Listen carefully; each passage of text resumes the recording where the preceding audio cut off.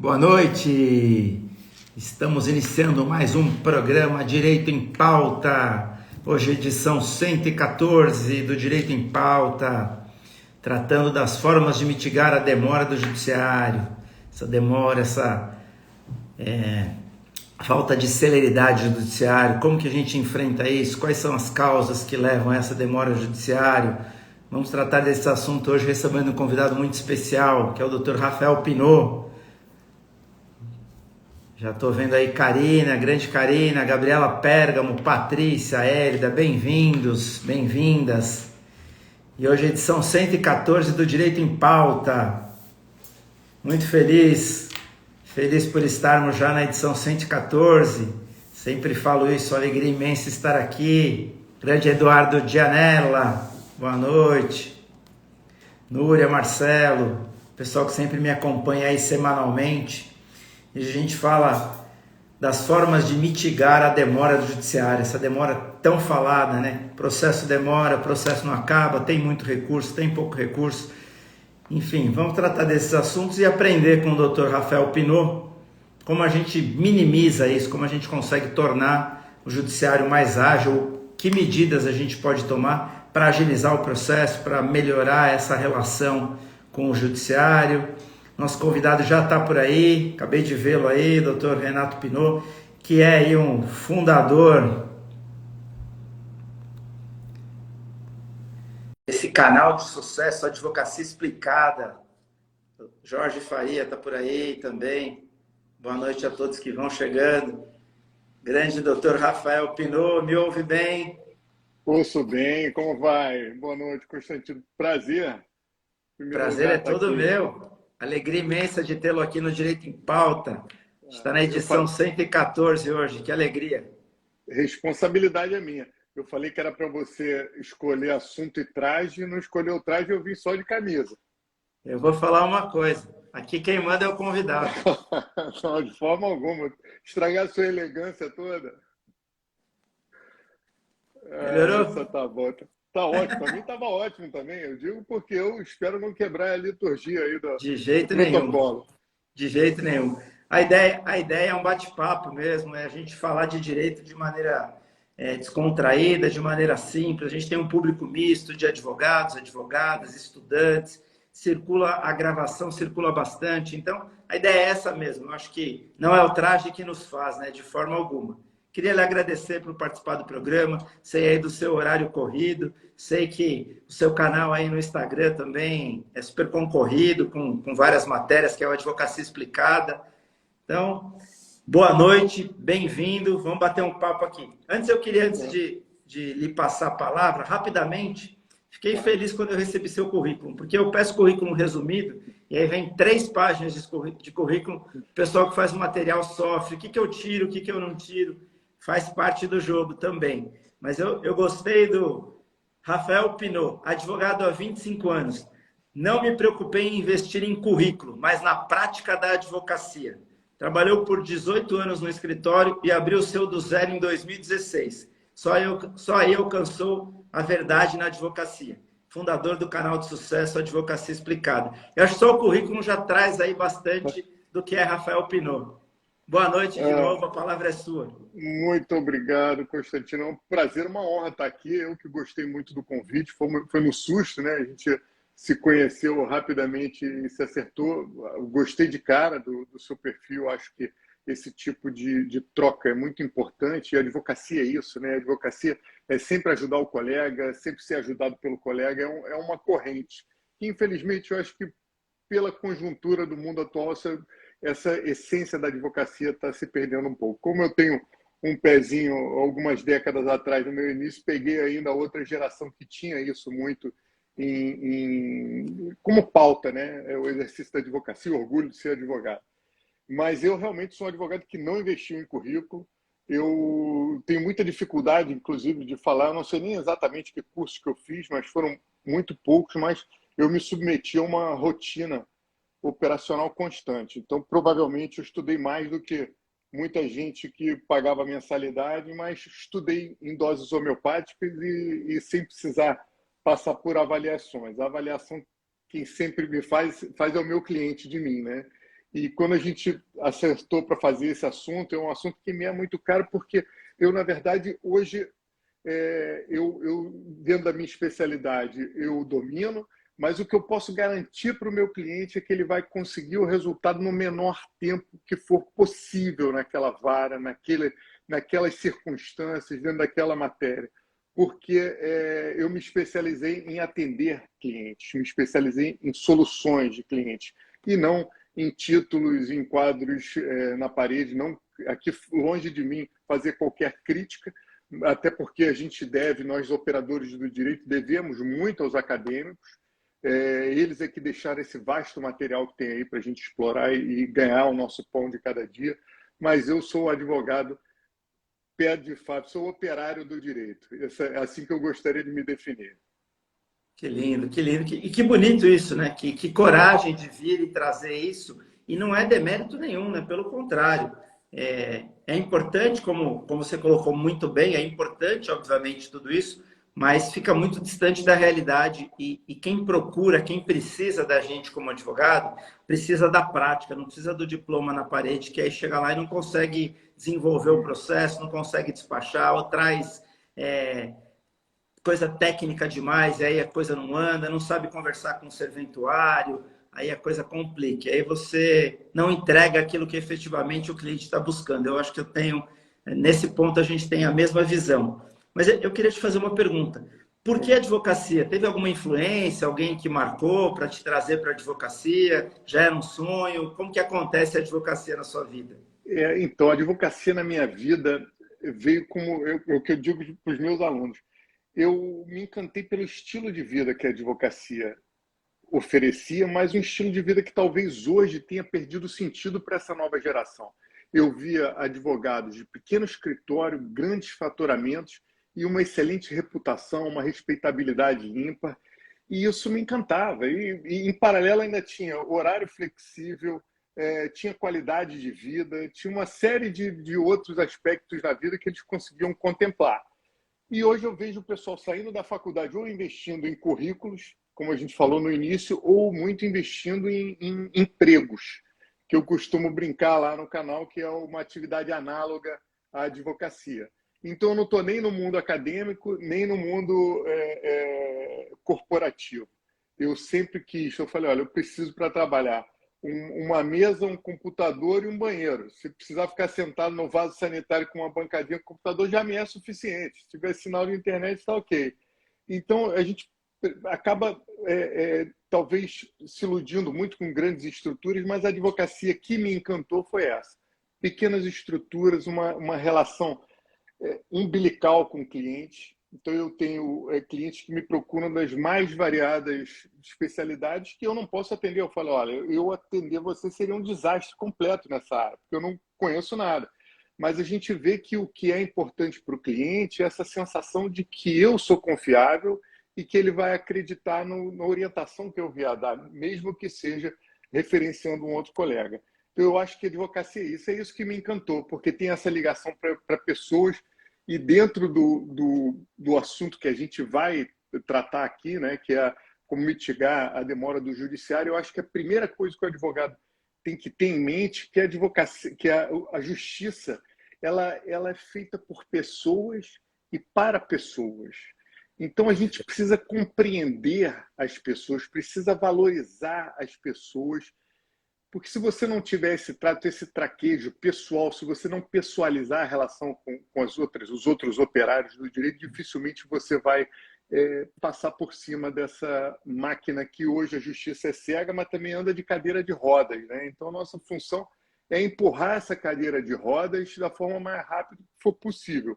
Eu vejo advogados sabujos no balcão, subservientes, e vejo aqueles que ainda batem no balcão, que exigem uma solução, que querem dar peitada. Então, é preciso reconhecer que essas pessoas que fazem a justiça têm um enorme volume de trabalho, isso é um fato, e aí esse fato transcende a análise se eles fazem um serviço ou um mau serviço, mas o fato é que há muitos processos. Então, a gente, como operário do direito, a gente tem que ajudar a empurrar essa cadeira de roda para movimentar esse alejão que se transformou a justiça, né? Eu acho que para concluir aqui, o que define bem essa situação do advogado é um conto do Machado de Assis, que é a agulha e a linha. A agulha,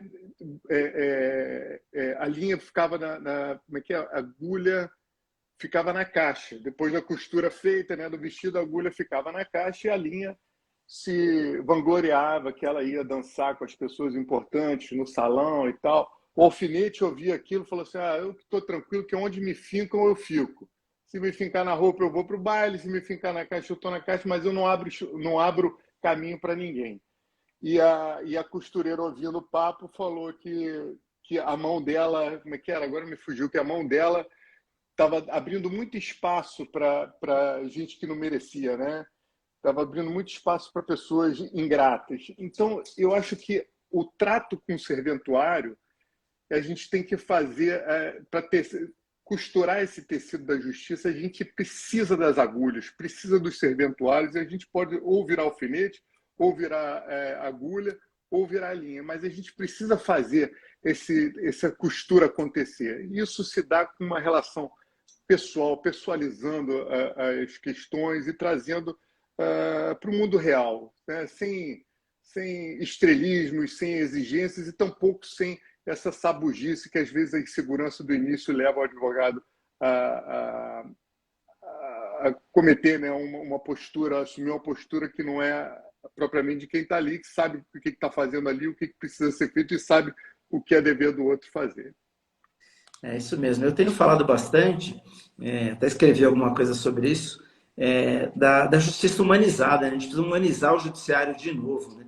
Essa coisa da impessoalidade, ok, o juiz tem que ser impessoal, o juiz tem que ser imparcial, mas a gente tem que entender que são seres humanos. Né? Quem perde o processo, quem ganha o processo, são seres humanos. Às vezes a pessoa, ela precisa só ouvir, né? Ela precisa ser ouvida e entender por que ela perdeu e não receber uma sentença, uma decisão, um despacho que seja de cara fechada, de cara amarrada, batendo na mesa, se impondo. Quem fala aqui, a autoridade sou eu, cala a boca, quem manda sou eu. Essas coisas, elas tornam o judiciário, que é tal da cadeira de roda, cega na cadeira de roda, e, além de tudo, desproporcionar uma realidade de seres humanos para seres humanos, né? Então, eu tenho dito muito isso. A gente precisa de justiça humanizada, né? Do serventuário que tem muito processo, ok. Não adianta o advogado bater no balcão, mas não adianta o serventuário também não levantar para atender. Sim. A gente precisa disso, né? A gente precisa de relações mais humanizadas para tentar tornar esse monstro que se criou, que é o judiciário, não por culpa de ninguém, sem querer achar culpado, mas realmente pelo excesso de processo, pelo excesso de demanda, judicialização, em algo mais tratável para as partes, né? Que a gente consiga entregar alguma coisa. Esse é o objetivo, né? O nosso objetivo, o objetivo do juiz, do promotor, do defensor público, do próprio serventuário, né? Esse é um objetivo comum, né? A gente precisa entregar alguma coisa para quem está lá por inúmeros motivos. E vem bem de encontro com essa sua colocação, né? Juízes são pessoas, advogados são pessoas, e os problemas são normalmente entre pessoas, não importa se pessoas físicas ou pessoas jurídicas, e isso foge demais da realidade. Mas é interessante esse ponto de vista. Fiquei feliz já mais uma vez. Constantino, deixa eu te fazer uma pergunta. Você está me vendo bem aí? Eu estou com filtro. Eu estou ouvindo bem. Eu estou achando que eu entrei com algum filtro. Não sei. Não, estou te vendo bem e estou te ouvindo bem. Não estou com cílios longos, assim, aqueles filtros femininos, não, né? Não, tá tranquilo, pode ficar sossegado. Então, porque eu não estou me enxergando muito bem aqui. Não, pelo menos para mim tá ok. Se alguém quiser fazer algum comentário aí, fiquem à vontade para comentar. Para mim tá. Mas agora vamos em frente. Agora vamos em frente. Se foi. Não, mas para mim tá tranquilo. Não tem filtro nenhum. Estou te ouvindo bem e também te vendo bem. Maravilha. Deixa eu te fazer uma pergunta antes de entrar fundo no nosso tema, que por que de criar o canal Advocacia Explicada e o que ele te traz de positivo? Essa é uma excelente pergunta. E eu já diria que eu não sei. Porque Vinícius está brincando aí com você. Eu fui jogado aqui, né? A verdade é essa. Um grande amigo, desculpa, eu tenho maior dificuldade de ler aqui os comentários, mas se tiver algum aí, depois eu dou uma lidinha. Um grande amigo, José Roberto Melo Porto, que tem o estudo para concurso, ele sempre ia lá no escritório, a gente tomava café, às vezes almoçava junto, e ele sempre insistia, não, vocês têm que fazer um canal, fez um canal, a gente ficou um ano planejando isso. E aí montamos, fizemos o domínio, mas não tinha publicação nenhuma. Até que um dia ele publicou, tagueou a gente, sei lá, de um dia para o outro tinham 1.000 pessoas seguindo. E aí a gente começou a fazer. E aí, desde esse dia, a gente faz uma publicação, só começava a fazer uma publicação por dia.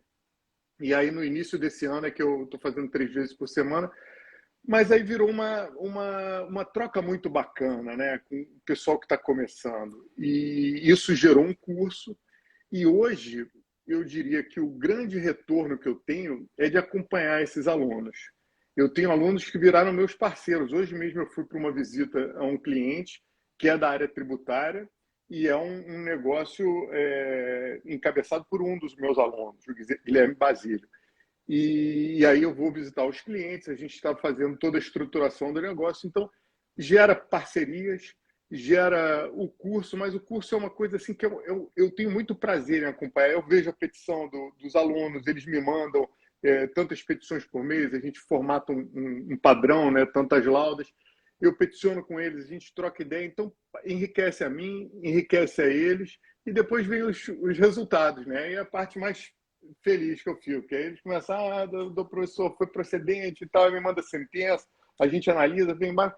Então, uma coisa que eu fiz a vida inteira com advogados, né, que eu trabalhei num outro escritório durante 18 anos, fiz com estagiários, fiz com advogados, e hoje eu faço com alunos de diferentes partes do Brasil.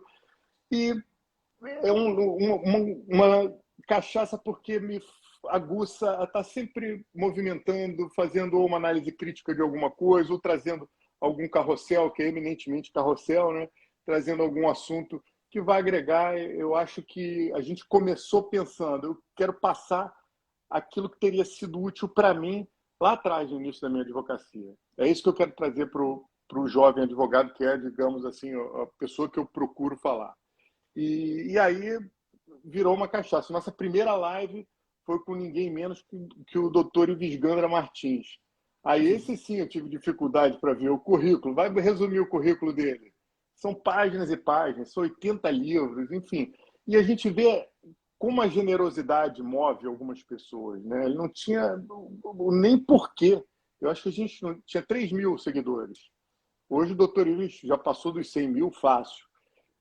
Mas ele foi gentil, veio 3 vezes aqui. Então, essa doce generosidade contamina. Então, no fundo, a gente quer isso, a gente quer essa troca, que eu acho que é, como eu disse no início, é a grande essência do advogado. É um corporativismo bom, é um corporativismo de solução, que as pessoas se ajudam.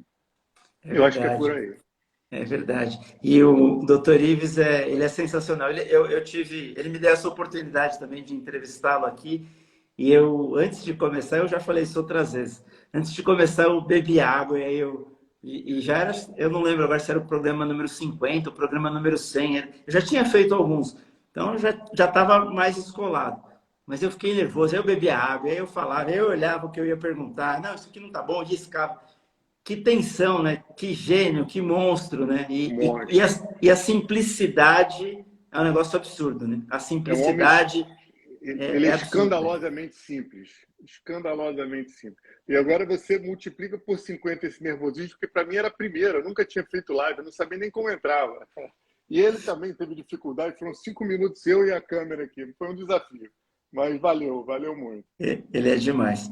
Vamos lá, vamos tentar entrar no nosso tema. Essa demora aí do trâmite processual, a gente pode dizer que ela tem uma causa principal? Daria para elencar uma causa principal ou não?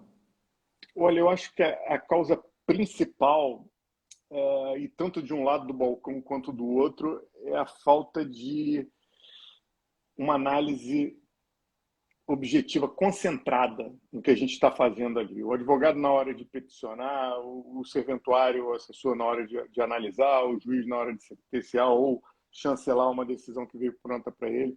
Eu acho que falta isso porque é humanamente impossível fazer com qualidade essa análise do lado de lá do balcão a miúde, na ponta do alfinete, como a gente diz. Mas é exigido de nós, a gente precisa fazer isso. Ninguém pode saber mais do nosso processo do que nós, os advogados. Então, por exemplo, eu acho que o número 1, eu vejo casos em que eu atuo como como empregado do réu, ou advogado do réu, que é um caso que pode ter preferência por idade, pode ter preferência até mesmo por aquela privilegiada acima de 80 anos, ou por conta de uma doença, uma enfermidade específica, que é a 7.713, ou mesmo por uma pessoa com deficiência, crianças, adolescentes, e o advogado não pede. E o juiz não vai dar de ofício. E às vezes pede, mas fica lá no bolo de questões, não basta pedir. Aí o advogado tem que provar a condição aliás, provar, exigir a observância dessa preferência, mas não batendo lá no balcão e fazendo, mas com muita simpatia, muita leveza. É aquela agulha que fura, passa a linha, mas não deixa marca, só deixa a linha ali cobrindo essa costura aí do tecido da justiça. Então eu acho que o advogado tem que, para exigir, para pedir que o outro lado do balcão dê uma celeridade numa providência, ou analise com critério, ele tem que fazer valer uma preferência de análise, apresentando, pessoalizando aquele processo. Trazendo que ali tem uma pessoa, qual é o drama, qual é a situação. O advogado que apresenta um drama do seu cliente, um drama dele próprio. Fala, poxa, ó, esse cliente não para de me ligar, se desculpa, eu estou aqui, eu vim atrapalhar, porque ele vai me ligar, ele vai me procurar. Então, são coisas que vão conectando. Então, você conecta a dor do cliente, ou às vezes a sua dor, com o responsável, com a pessoa do responsável pela solução daquela dor. E você consegue uma prioridade de fato. Se você tem as preferências legais arrimando essa iniciativa, eu acho tudo isso muito válido. Então, se você quer, para ver um processo tramitando rápido, a gente precisa se relacionar com esses serventuários, eventualmente até com o juiz, abordar esse drama do cliente, o nosso, reconhecer também o drama dele. A gente sabe que, eu sei que você está aqui, que o balcão está cheio e tal, mas o meu problema é esse. Enfim, o serventuário, no final das contas, é a agulha que vai te levar também. Então, você tem que valorizar. Ele não vai levar você se achar que você vai deixar ele para trás, se você está achando que está fazendo mais nada que obrigação. Então, é preciso pessoalizar esse trato com educação, com simpatia, com bom humor. Bom humor é uma coisa que ajuda demais. E são... assim, eu tenho que ter muito dedos para falar, mas é uma relação tensa entre o serventuário e o advogado. Se você não consegue suavizar isso e através de uma posição, de uma postura cooperativa, fica muito difícil. Então, ser cooperativo, às vezes, é só ser compreensivo. Pô, eu sei que hoje está ruim, mas eu posso voltar depois. Que dia que eu posso voltar? Você acha que, para não ficar aqui te apurreando toda hora e tal? E aí ele já te dá, ele já se vincula a um prazo contigo. Então, você não vai chegar lá de paraquedas. Ah, lembra, eu estive aqui, a gente pediu uma previsão, ele te dá uma previsão, mas sempre com jeitinho. Eu não quero te complicar, sempre com educação, jamais partindo para um confronto, porque já é uma relação delicada, né? A gente tem que procurar fazer isso, mas eu acho que um outro ponto muito relevante que as coisas ficam demoradas, e por culpa do advogado, é que o advogado não tem mapeado quanto tempo demora aquela vara específica. É importante que o advogado tenha. Olha, poxa, eu sei que aqui naquela vara está levando um mês para sair uma decisão, depois que vai para a conclusão. Uma semana para despacho. Então, você tem mais ou menos um tempo médio e você pode ir lá na hora certa para também não ficar aquela pessoa inconveniente. Então, eu acho que é muito uma estratégia de marcar presença, trazer questões que pessoalizem aquela situação e, no final das contas, você vai ter abertura, você vai criar amizades, você vai ter uma agenda de acompanhamento do processo em cada vara, porque você vai saber o tempo de tramitação. Então, vai ter sempre condição de justificar a sua visita ali, trazer as questões aflitivas, e com o tempo você vai fazendo uma costura com aquela pessoa, uma relação com aquela pessoa. Não tarda, você vai ter um telefone de um serventuário para ligar, para não perder a viagem, consegue resolver as coisas por telefone. No melhor das hipóteses, ele daqui a pouco está vendo o trabalho que você está fazendo e te indica. Quantas vezes, e essas são as indicações mais maravilhosas, que vem de uma pessoa que não tem interesse, né? Ele vê você trabalhando, então ele vê a dedicação que você tem.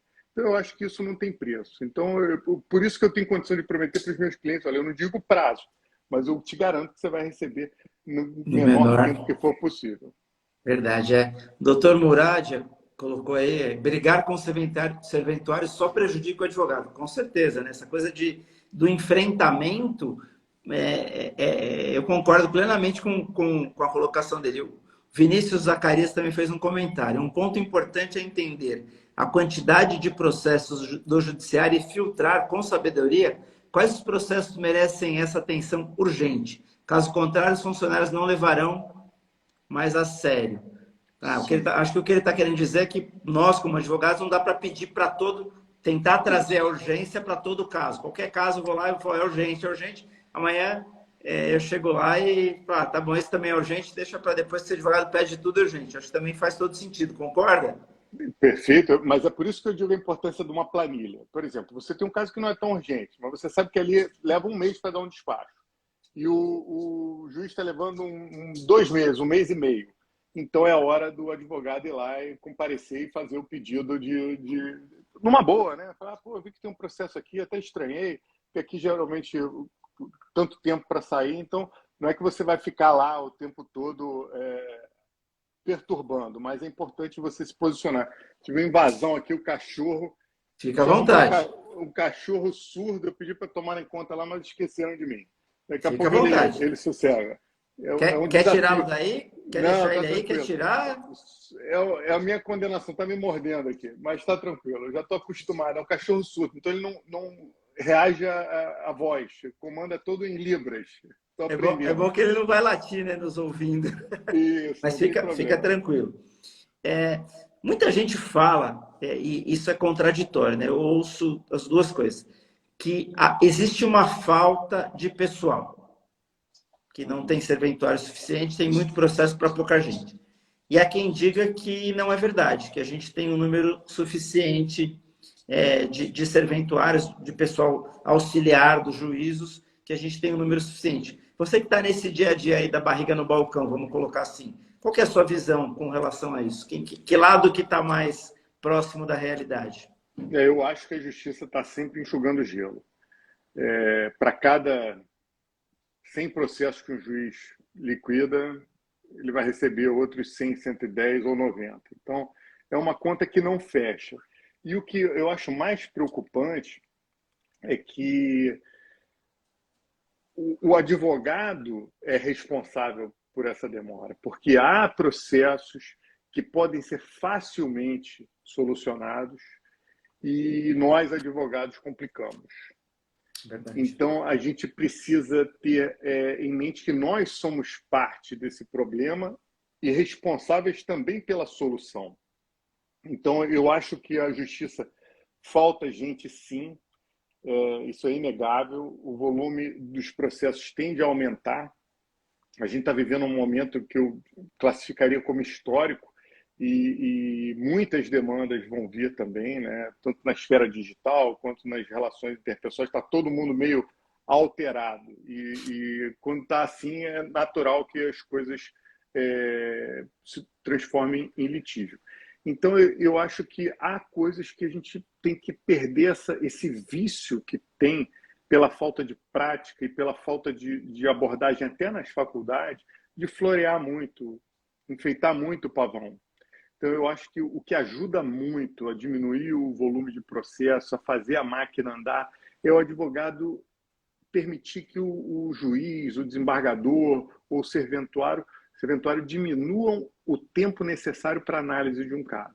Então, o advogado não pode querer ter a pretensão de ensinar para o juiz, não precisa, e tampouco a vaidade de querer mostrar que sabe que domina aquele assunto que estudou doutrinador tal. Então, é preciso ter uma objetividade para tratar e um texto limpo e bem claro para dizer de cara, o juiz bater o olho ali, o serventuário bater o olho, ele saber qual é o tipo de demanda que você está propondo. Que tipo de caso é aquele? Mas isso assim, nos primeiros parágrafos, você tem que já dar o recado, olha isso aqui. Pensar no julgador. Isso é muito útil em recurso, inclusive na live com o ministro Visganda, que também esteve aqui, ele falou exatamente disso, das habilidades necessárias e falou da quantidade de processos que ele tinha no ano, da quantidade que ele recebia e da importância de você ser claro na sua postulação, de você lá, no caso dele, é recurso de revista, né? Então você tem que mostrar a transcendência, você tem que transcrever o trecho do acórdão isso tem que saltar aos olhos do juiz. Ele não pode ficar procurando, o serventuário não pode ficar procurando, porque isso vai atrasar no final da fila os processos que tem. São muitos, a gente sabe. Então, isso vai ajudar na agilidade da apreciação dos milhares de processos repetitivos.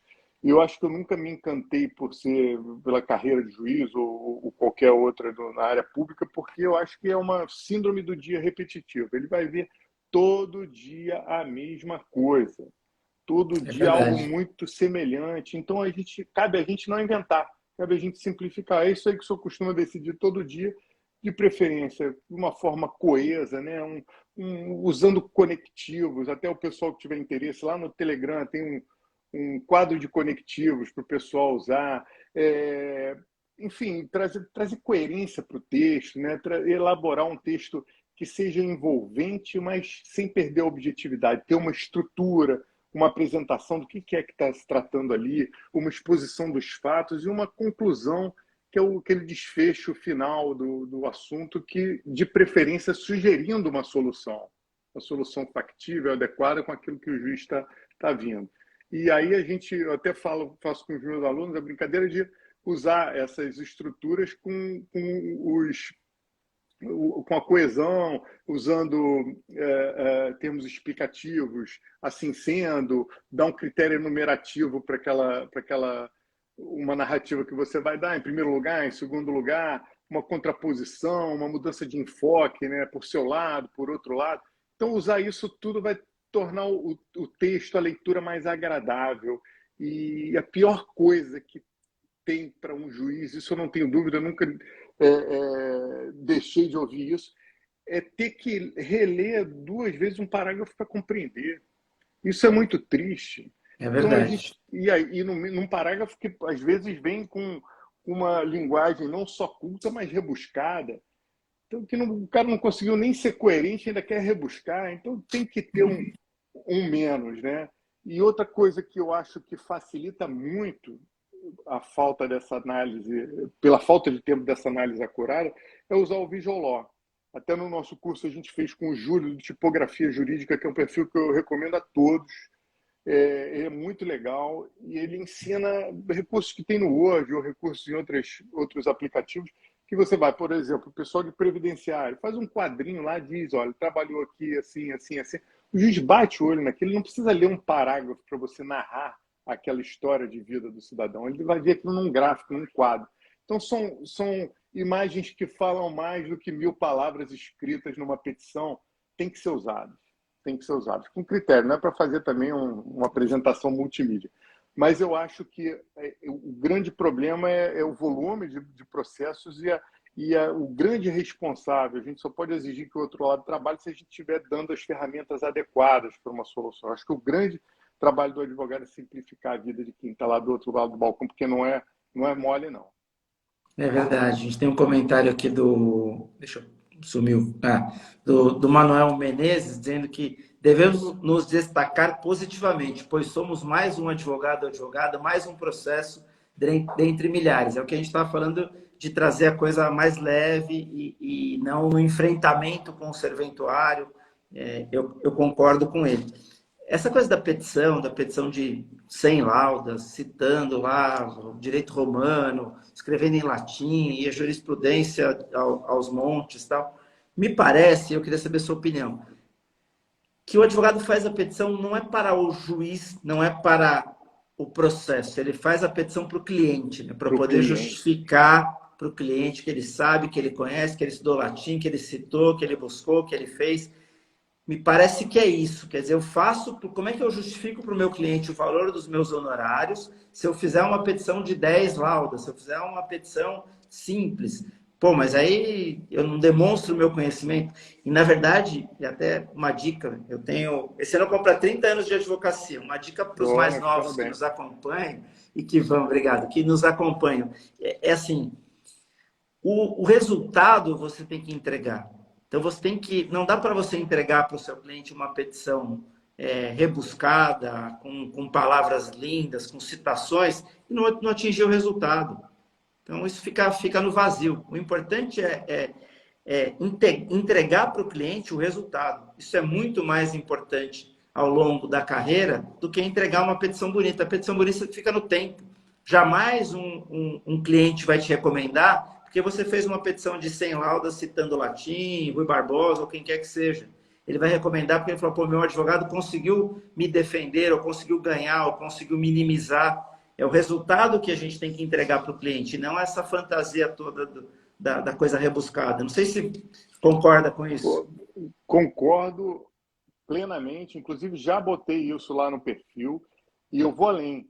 Não é só o escrever rebuscadamente. Às vezes o advogado escreve para o cliente porque ele transfere toda a angústia do cliente para a sua peça, sem filtrar aquilo que é só aquilo que é essencial para o deslinde da controvérsia. Então ele traz questões metajurídicas, porque vão agradar o cliente, que às vezes é uma alfinetada, é uma contundência maior que só vai prejudicar a análise e às vezes até o resultado. Eu me lembro de um caso que eu estava advogando para uma advogada super graduada no exterior também. Foi um dos casos mais difíceis que eu tive. E na petição, eu não posso dar detalhes aqui, mas era uma questão de dano moral, e ela colocou, e realmente o currículo dela era maravilhoso, só que ela estava subordinada a uma pessoa que não tinha toda essa expertise, toda essa bagagem, e era muito truculenta. E fez constar na petição, que acabou com o colega, né? A gente sempre tem que entregar para o colega para ele dar aquela olhada. Fez constar que ela era melhor que os outros, né? Profissionalmente, mais bem preparada e tudo mais. E essa frase foi fatal. Fatal. A frase, o juiz já, quando viu aquilo, já deu um pré-julgamento, né? Então, como a gente não pode se envolver emocionalmente, é muito triste que a gente se permita trazer a emoção do cliente para a peça. Então, se você tem um fato que não tem como provar, não tem por que aquele fato entrar no processo. Se você tem um desdobramento que vai além da competência daquele juízo, é uma questão metajurídica. Não vai adiantar você trazer para ali. Então, o juiz conhece o direito. O que ele precisa que o advogado faça é entregar os fatos. É só isso que ele precisa. Então, o nosso papel, quando a gente se limitar ao papel de compromisso com o resultado, e isso é uma dúvida muito recorrente, inclusive dos meus alunos, é uma das primeiras aulas que eu faço, que é sobre atendimento, protocolo de atendimento. Então, a gente não pode deixar o cliente devagar. A gente falou, eu entendo, eu sei que é complicado, mas para a gente aqui o importante são esse tipo de prova.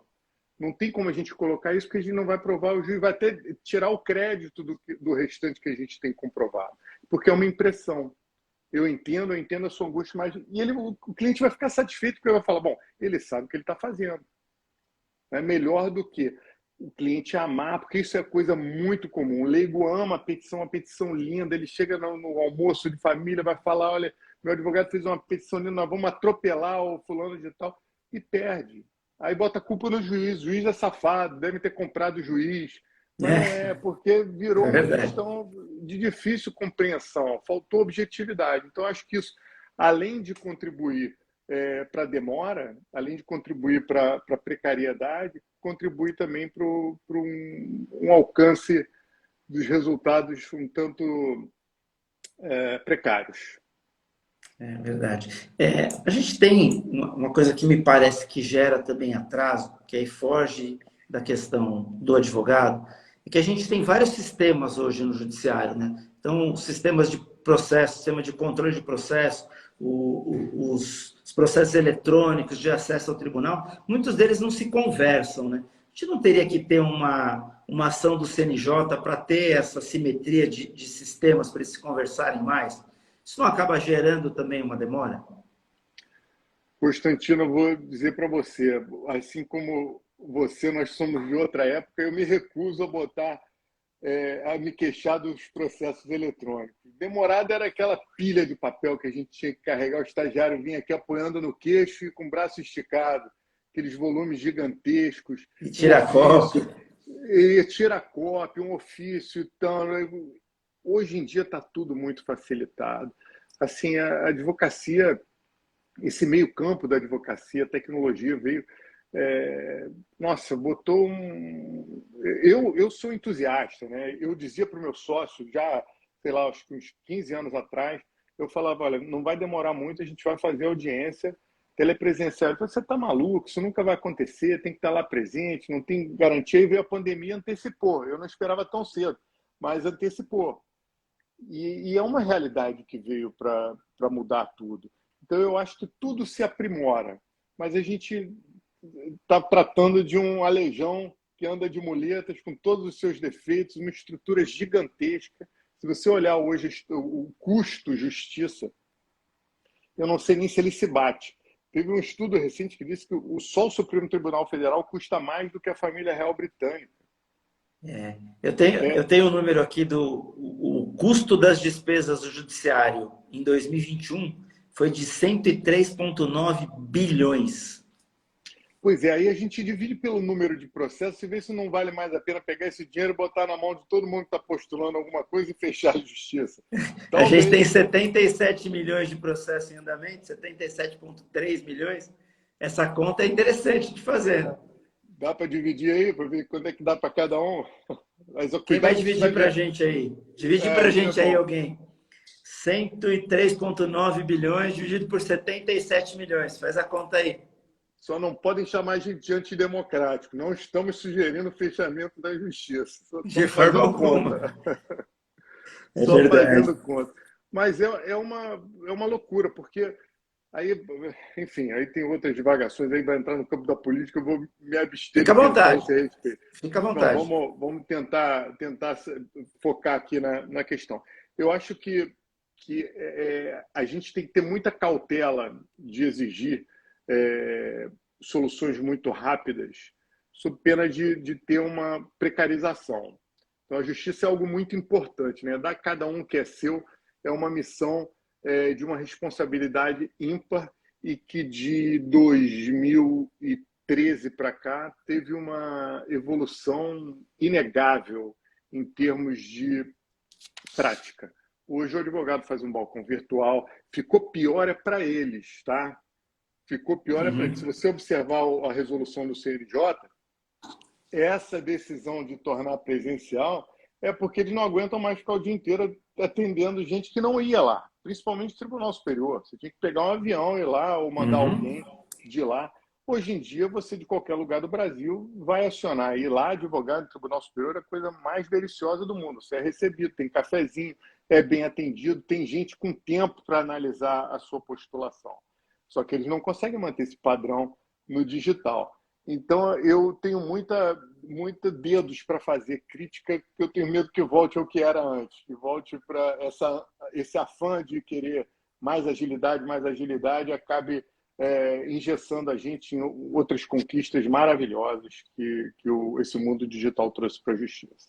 Eu vou pegar uma fala aqui do Manuel de novo, Manuel Menezes, porque era um dos meus questionamentos.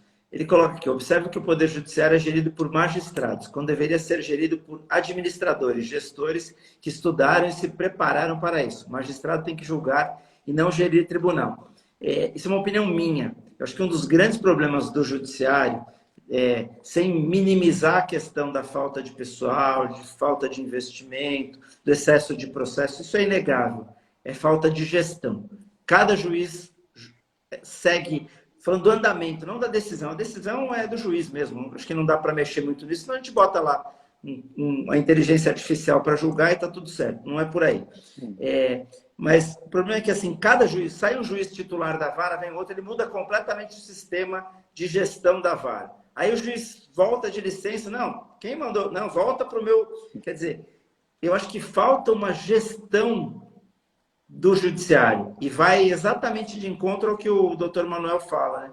A gente tinha que ter uma gestão assim: aqui na minha vara o despacho é assim, aqui é assado, ali é cozido. Ou seja, despacho é despacho. O conteúdo do despacho o juiz decide. Mas despacho, eu não posso despachar numa vara, não consigo despachar. Aquele recebe juiz, outro recebe só de manhã, outro recebe só à tarde, outro só recebe se agendar, outro tem que mandar por e-mail, outro tem que ligar. Quer dizer, gera uma balbúrdia, uma confusão que só atrapalha a vida de todo mundo. e é falta de gestão. Se a gente teve um estudo, eu não vou me lembrar muito bem agora, que a Fundação Getúlio Vargas fez, dizendo que essa questão da gestão do judiciário ganharia um tempo absurdo na decisão dos processos. Faz sentido? Olha, a gente primeiro não podemos esquecer que a gente está tratando de um aleijão, tentando empurrar o aleijão na sua cadeira de roda, e isso faz parte dessa precariedade, né? É muito difícil a gente saber. Eu ligo, olha, como é que o juiz aí despacha? Despacha no final da audiência. Como é que... Enfim, cada um tem o seu... A gente vai se defendendo, cada um tem o seu rito, a sua forma. Eu tenho um cliente, não é mais meu cliente, era do outro escritório, que era um grupo de jovens engenheiros, saíram da faculdade e montaram uma empresa de engenharia, só que não é de engenharia. Eram engenheiros que se especializaram em gerenciamento de obras. Uhum. Ela virou a terceira empresa, a terceira melhor empresa para se trabalhar no Brasil inteiro, em 6 anos. E está aí até hoje, a Visagio. Enfim, a questão de gestão é uma questão que assola toda e qualquer área, né? Ontem teve até a fala do ministro Lewandowski lá no encontro em Nova York, falando que guerra, parafraseando um político francês, que guerra é algo muito importante para o Ministério da Defesa ser gerido por um militar, que tem que ser por um civil.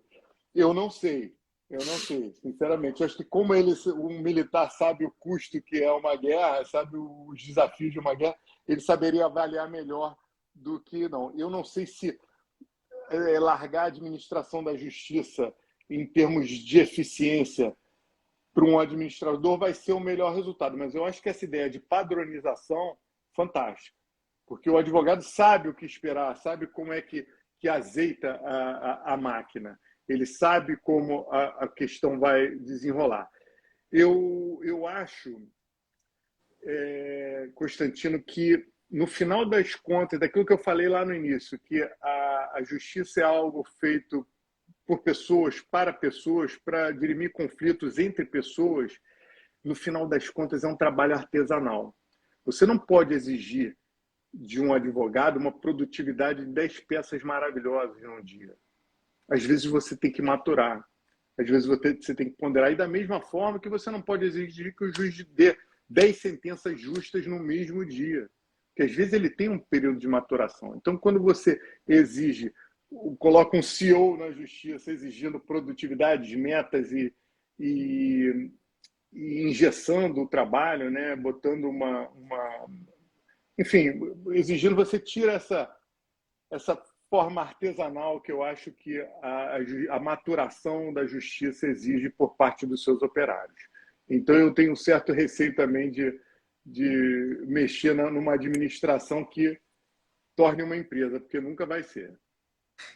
E muito se diz exatamente isso, né? Que assim, a celeridade demais, buscar só celeridade do judiciário, certamente vai vir junto com uma perda de qualidade. Que eu acho que é mais ou menos o que você está querendo dizer, né? Sem dúvida. Eu sou até, Constantino, eu sou até receoso com as súmulas vinculantes, essas coisas. Eu acho que tirar a liberdade de um juiz para julgar conforme a sua consciência, eu acho grave. E exigir que ele estabeleça a sua consciência num prazo específico, eu acho temerário. Eu concordo plenamente e acho que é por aí mesmo. Depende exatamente desse feeling do juiz, né? Porque o juiz tem um feeling. Eu acho que nós, como advogados, e aí qualquer um na sua profissão, a Irene acabou de me dar um oi aí, é psicóloga fantástica, ela na área dela, cada um na sua área, você sabe, obviamente, que a gente não tem bola de cristal, mas você sabe quando você ouve o relato do seu cliente, até que ponto que aquilo te convenceu, né? Pô, aqui tem alguma peça faltando, algo não encaixa. O juiz faz isso o dia inteiro, ele também ouvindo a testemunha, a gente tem amigos juízes, conversa, ele consegue saber, dá para ter o feeling, né? Isso não dá para tirar, né? Não dá para tirar isso do judiciário, porque aí porque a gente bota lá uma máquina para fazer lá os algoritmos e julga. Não faz nenhum sentido, até porque não é essa a justiça que a gente busca. Não é essa que vai pacificar os cidadãos, que vai pacificar a sociedade. Mas na questão da gestão, da parte que foge à decisão, mas a parte toda dessa parametrização de procedimentos, eu acho que faria um pouco de sentido a gente ter gestão. Da porta para fora, não da porta... Talvez eu me expresse melhor dizendo assim, da porta para fora do gabinete tem que ter gestão. Da porta para dentro do gabinete tem que ter autonomia do juiz. Acho que aí eu consigo talvez ser mais claro com o que eu estou querendo dizer. Sem dúvida, não, mas eu concordo plenamente. O juiz tem que ter autonomia e o advogado tem que saber, em prol da eficácia de toda a rodagem dessa máquina, o advogado tem que saber o que esperar, né? Não adianta falar assim, não, é minha prerrogativa, eu tenho direito de ser atendido, eu não preciso... Não é assim que funciona. Então, a gente tem que se adequar, a gente tem que se encaixando, dançando conforme a música que é tocada ali. Mas eu acho que, pela importância que é, a gente tem que ter autonomia, mas eu acho que uma gestão, uma padronização nos procedimentos é bem-vindo e eu percebo a justiça caminhando para uma padronização nesse sentido. Eu acho que o CNJ tem ajudado bastante, né? Tem. Tá. Vamos lá. Nossa, como passa. Já falamos. E aí, dentro da celeridade, me desculpe interromper, é fundamental, a gente até falou na redação, mas não falou que nós somos o primeiro juiz da causa. Né? O cliente sentou ali, falou, aquilo não é factível, tem que convencer a não entrar, porque senão é o seu outro processo que está tramitando ali que vai ser refletido por causa daquele julgamento que vai levar tempo ouvindo testemunha ou alguma coisa e não vai dar em absolutamente nada. A gente tem que saber fazer esse julgamento. Queria registrar a presença do nosso querido Regis de Oliveira. Obrigado pelo prestígio. Bom, somos honrados. É verdade. Vamos lá. Eu acho que aquilo que você talvez faça melhor é ensinar. E pelo que eu acompanhei brevemente do teu canal e pelo que você colocou aqui, eu senti brilho nos teus olhos, falando dos alunos tal, e dessa coisa toda.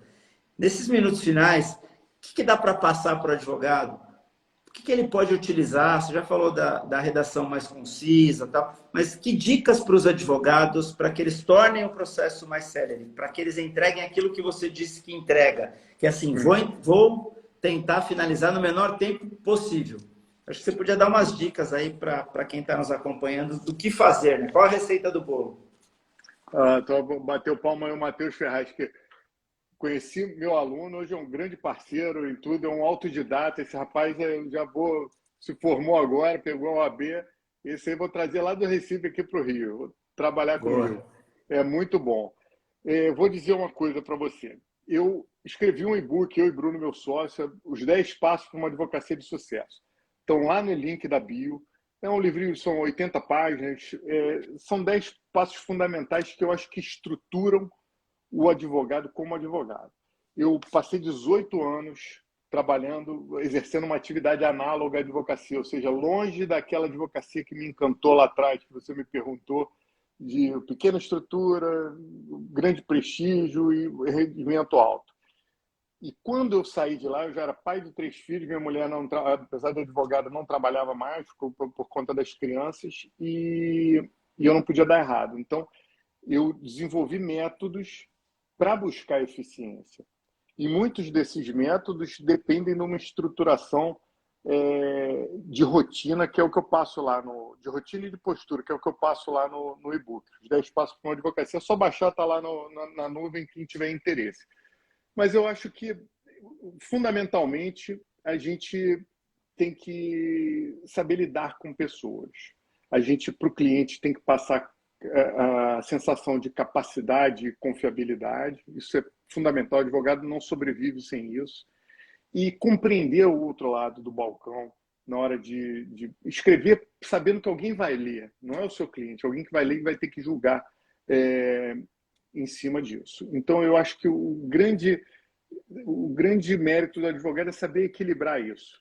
Que ele vai ter que empurrar a cadeira de roda, dar o braço para o cliente e fazer isso tudo sorrindo.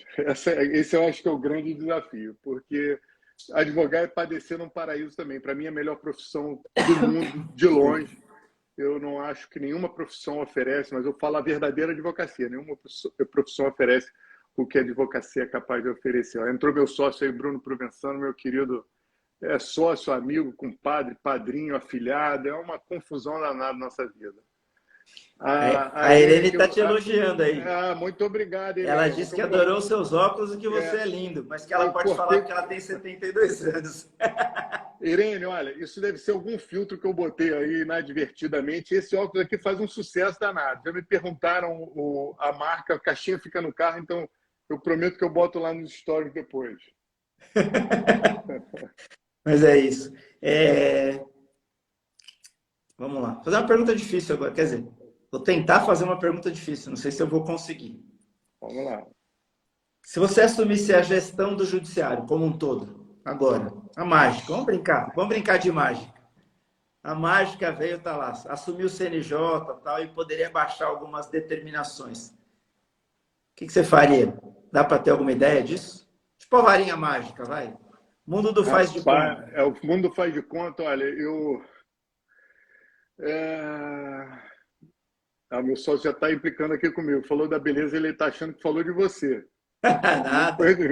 Ela já me conhece faz tempo, ela falou de você mesmo. Olha, Constantino, eu acho que eu não mudaria muita coisa, não. Eu botaria, talvez,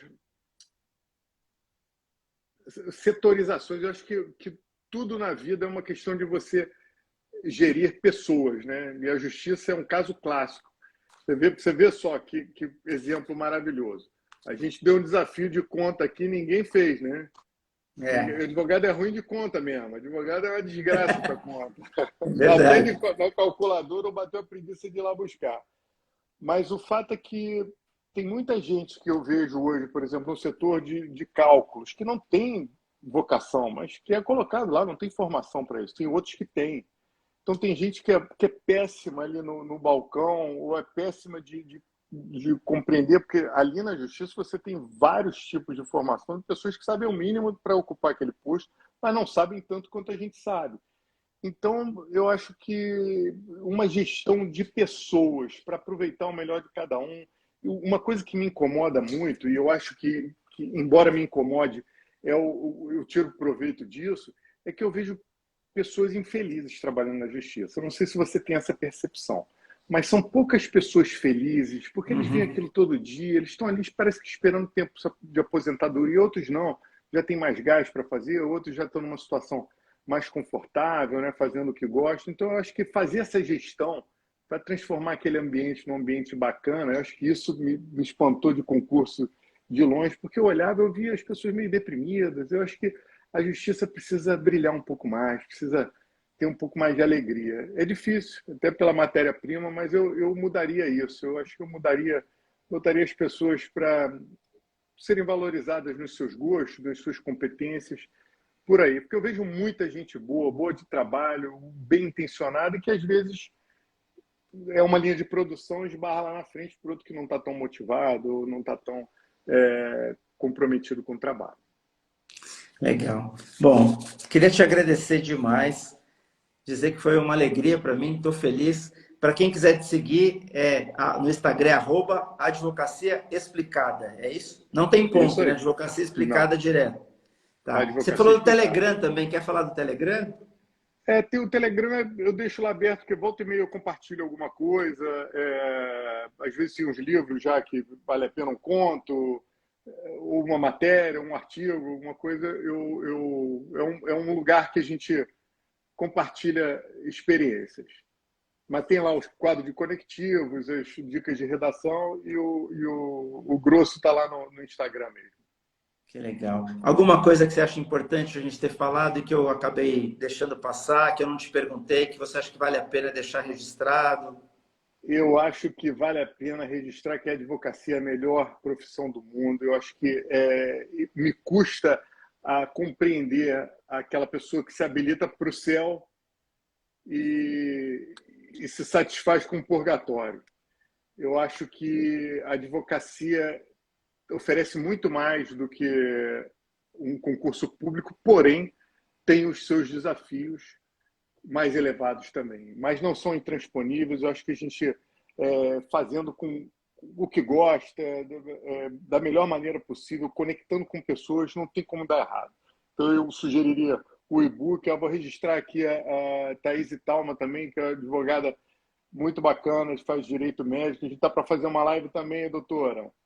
E, enfim, eu acho que advogar é bom demais, sou entusiasta e é o que eu gostaria de compartilhar e agradecer. O seu perfil também é sensacional, a gente se conheceu recentemente, né? Vou explorar mais, já vi que tem lives muito bacanas e eu acho que a nossa classe necessita de pessoas que mostrem um outro tipo de advocacia, que não é aquela corporativa, que o plano de carreiras e o compliance não salvam quem tem não salvam quem não tem costa quente. Então, eu acho que advogar, depender só de si, é o melhor caminho que a gente pode escolher nessa profissão.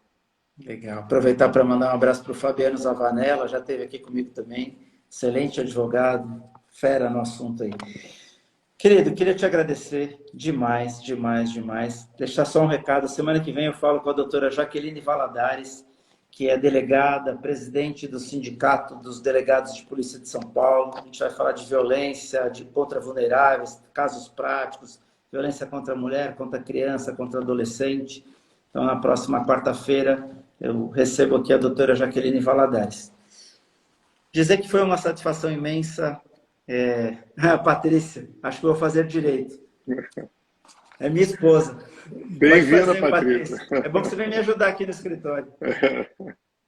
A minha fez, mas não. Eu tinha que fazer uma live com a minha. Ela fez, mas era aquele negócio, não sabia o que queria, acabou fazendo direito. Eu acho que tem muita gente nesse barco. Os não vocacionados terminam no direito. E ela advogou para bancos e tal, mas ela não foi feita para advogar. A Patrícia é psicóloga, acho que ela seria uma boa advogada. Mas é isso, queria te agradecer. E eu queria pedir licença, eu sempre tento dedicar as lives quando é possível. Eu queria dedicar a live de hoje, com a sua licença, a Isabel, jogadora de vôlei, que hoje faleceu com 62 anos, foi um ícone do vôlei nacional e mundial, estava aí com todo o gás, tinha sido chamada aí para equipe de transição, e aí, infelizmente, faleceu hoje, então queria humildemente dedicar a live de hoje a Isabel, com a sua licença. Te agradecer mais uma vez, agradecer a todos que nos acompanham. Eu só estou aqui por causa de vocês, que me dão a oportunidade de entrevistá-los, pelas pessoas que vêm aqui assistir. Eu acho que eu diria que o meu currículo é parecido com o seu. São 30 anos de advocacia, muito umbigo, barriga no balcão, muita responsabilidade, e conseguir, que é o que eu falo para as pessoas que trabalham comigo, para os meus filhos que estão seguindo esse caminho, conseguir andar na rua de cabeça erguida, não ter que mudar de calçada, encontrando cliente, adversário, juiz, serventuário, quem quer que seja. A gente tem que agir de uma forma que a gente consiga andar de cabeça erguida. Acho que esse também é o meu recado. Então, te agradeço, te passo a palavra aí para o seu boa noite final e a gente encerra. Muito obrigado, de verdade, gratidão. Eu que agradeço a oportunidade, fico muito feliz, eu gosto sempre de ter essa troca com advogados e não vou deixar aqui a minha despedida, mas vou deixar um até logo, porque eu inverto o convite para você ir lá na Advocacia Explicada e a gente repetir para essa... Aí eu te entrevisto. Já está aceito e será um privilégio, uma alegria. Está aceito já. Vamos combinar. Gente, maravilha. Semana que vem tem mais. Se cuidem. Muito obrigado. Boa noite. Boa noite. Tchau.